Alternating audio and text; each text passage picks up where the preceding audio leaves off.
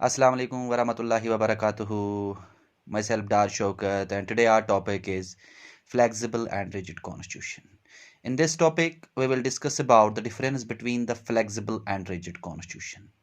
We will come to know what do you mean by flexible constitution, then we will understand the rigid constitution.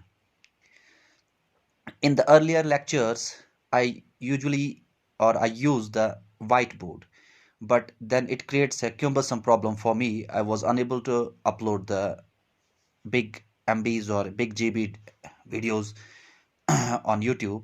So I reached on the conclusion that I will try to make the audio recording so that you can better understand.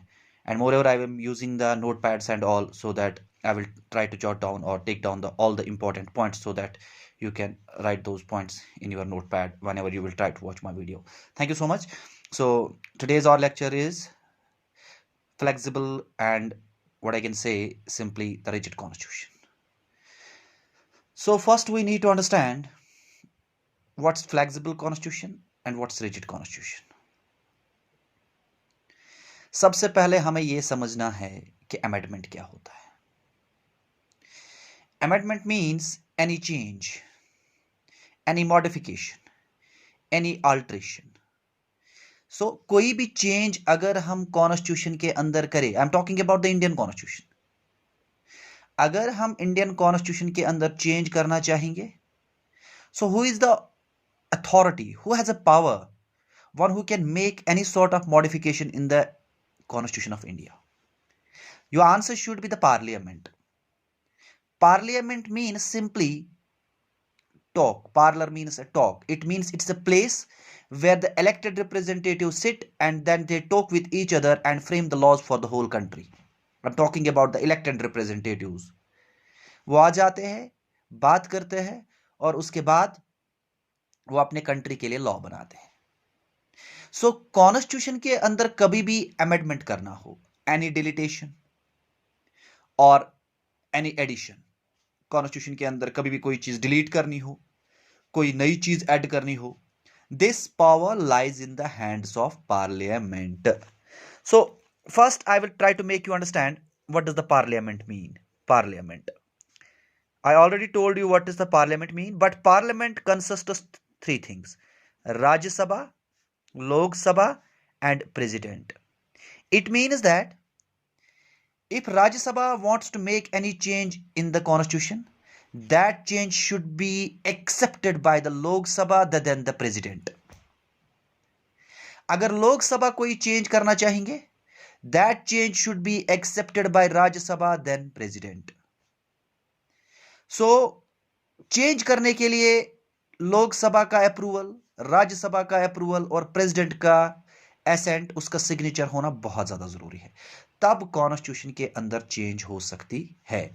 और हमारे constitution के अंदर जो article 368 है, that article 368 authorized the parliament to make any addition or deletion in the constitution. So अब हम जानेंगे हमारा जो इंडियन कॉन्स्टिट्यूशन है, whether it is flexible and whether it is rigid. If it is flexible, how? Or if it is rigid, then how? See, flexible and rigid constitution are opposite to one another. Both are not same. The terms are different. Flexible is different than rigid and rigid is different than flexible. Both are not same. A flexible constitution is one which needs a special procedure for amendment. यानी parliament कोई भी amendment, कोई भी change constitution के अंदर करना चाहता है, उस चेंज को करने के लिए या कोई एडिशन और डिलीटेशन करने के लिए पार्लियामेंट को क्या करना है? फ्लेक्सिबल कॉन्स्टिट्यूशन वो कॉन्स्टिट्यूशन होता है that need special procedure, that need special procedure. और याद रखिएगा, special procedure for amendment and can be amended like passing of an ordinary law by the legislature. यानी इन सिंपल वर्ड्स में हम कहेंगे फ्लेक्सिबल कॉन्स्टिट्यूशन एक ऐसा होता है, फ्लेक्सिबल मतलब कुछ ऐसे चीजें होंगे जो इजी से हम चेंज कर सकते हैं, आराम से चेंज कर सकते हैं.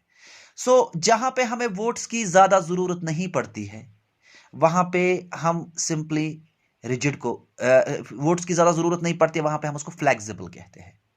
यानी सिंपल तरीके से वोट्स की कम जरूरत पड़ेगी, the votes we will get from the Lok Sabha और राज्यसभा। तो कुछ चीजें कॉन्स्टिट्यूशन के अंदर रखी गई है, उसमें यह लिखा गया है कि that procedure needs the simple procedure और सिंपल मेजॉरिटी। सो उस केस में लोकसभा से कम वोट्स चाहिए, राज्यसभा में कम वोट्स चाहिए, और तब होके कोई भी चेंज हो सकती है कॉन्स्टिट्यूशन के अंदर।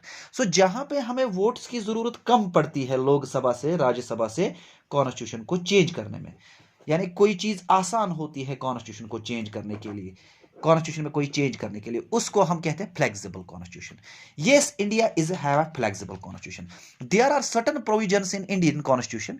बहुत सारी चीजें कॉन्स्टिट्यूशन के अंदर ऐसी है जिनको फ्लेक्सिबल रखा गया है, यानी हम कभी भी उनको ऐड कर सकते हैं, डिलीट कर सकते हैं easily. So flexible here means easily, वहां पे हमें ज्यादा वोट्स की जरूरत नहीं पड़ेगी। बात समझ में आ गई बच्चों? उसके बाद जो ऑन द अदर हैंड अगर हम देखेंगे rigid constitution, that needs a special procedure. जो पहला था फ्लेक्सिबल, उसके लिए सिंपल प्रोसीजर। सिंपल प्रोसीजर मैंने थोड़ा भूल गया वहां पे, simple procedure I used a word over there, special not, it's a simple procedure जहां पे हमें वोट्स की कम जरूरत पड़े। रिजिड कॉन्स्टिट्यूशन वो कॉन्स्टिट्यूशन होता है जहां पे हमें स्पेशल प्रोसीजर की जरूरत पड़े। अब स्पेशल प्रोसीजर किस चीज को कहते हैं? Rigid means very hard, rigid means very difficult. It means that there are some provisions in the Indian constitution which are very rigid and difficult in nature. If parliament wants to change that provision, the parliament needs the special procedure. It means that huge number of votes, यहां पे हमें votes की ज्यादा जरूरत पड़ेगी। तो जहां पे हमें पार्लियामेंट से वोट्स की ज्यादा जरूरत पड़ती है वहां पे हम उसको कहते हैं स्पेशल प्रोसीजर, जहां पे कम वोट्स की जरूरत पड़ती है उसको कहते हैं सिंपल प्रोसीजर। या कभी कभार हम ऐसा भी कह सकते हैं रिजिड कॉन्स्टिट्यूशन, हम उस कॉन्स्टिट्यूशन को कहते हैं जहां पे हमें कोई स्पेशल कमेटी बनानी होगी, स्पेशल असेंबली बिठानी होगी, जिनके पास नॉलेज होगी, और तब होके कोई चेंज हो सकती है कॉन्स्टिट्यूशन के अंदर। उसमें वोट्स की तादाद ज्यादा जरूरत होती है। एग्जाम्पल के तौर पे मैं आपको ऐसे समझा देता हूं। सपोज मान लीजिए फ्लेक्सिबल कॉन्स्टिट्यूशन के अंदर पार्लियामेंट कोई चीज चेंज करना चाहता है। अब उसके लिए सिंपल मेजॉरिटी की जरूरत है। मतलब सिंपल मेजॉरिटी की जरूरत है, मतलब अगर उसमें 100 वोट्स है, अगर 30 भी आ जाते हैं, 40 भी आ जाते हैं, तो वो चेंज हो सकती है। लेकिन रिजिड कॉन्स्टिट्यूशन के अंदर आपको मेजॉरिटी की जरूरत है। मेजॉरिटी की मतलब हम ऐसा समझ लेंगे 2/3 की जरूरत, ऐसा भी समझ लेते हैं 2/3, मतलब 100 में से हमें 66 वोट्स की जरूरत है, तब होके चेंज हो सकता है। अगर उसमें 50 वोट्स आ गए तो चेंज नहीं हो सकते, लेकिन फ्लेक्सिबल में ऐसा होता है। एग्जाम्पल के तौर पे मैं आपको बता देता हूं, ब्रिटेन कॉन्स्टिट्यूशन जो है this the best example of flexible constitution, और अमेरिकन कॉन्स्टिट्यूशन जो है that is the best example of rigid constitution, and Indian constitution is a combination of both flexible as well as rigid, because in the Indian constitution some provisions are flexible and some provisions are very rigid. The flexible provisions need simple majority, while as the rigid procedure needs the special majority or special number of votes. Or flexible means here the parliament needs simple number of votes or a less number of votes to make any change in the constitution. Hope so कि आपको ये topic समझ में आया होगा। Thank you so much. Before concluding my topic, I am requesting my all well-wishers, do not forget to subscribe my channel. I have uploaded all the videos regarding the class 12th and class 11th in my own channel, that is the Ocean's Origin of Creative and Energies and Neosciences. आप उसको subscribe कीजिएगा and do not forget to press on the bell icon. You will get a chance to watch my all videos, to listen my all videos for the examination point of view. Those videos definitely will help you to understand or give you the best thing for the examination point of view. Thank you so much. आज के लिए इतना ही. Thank you so much.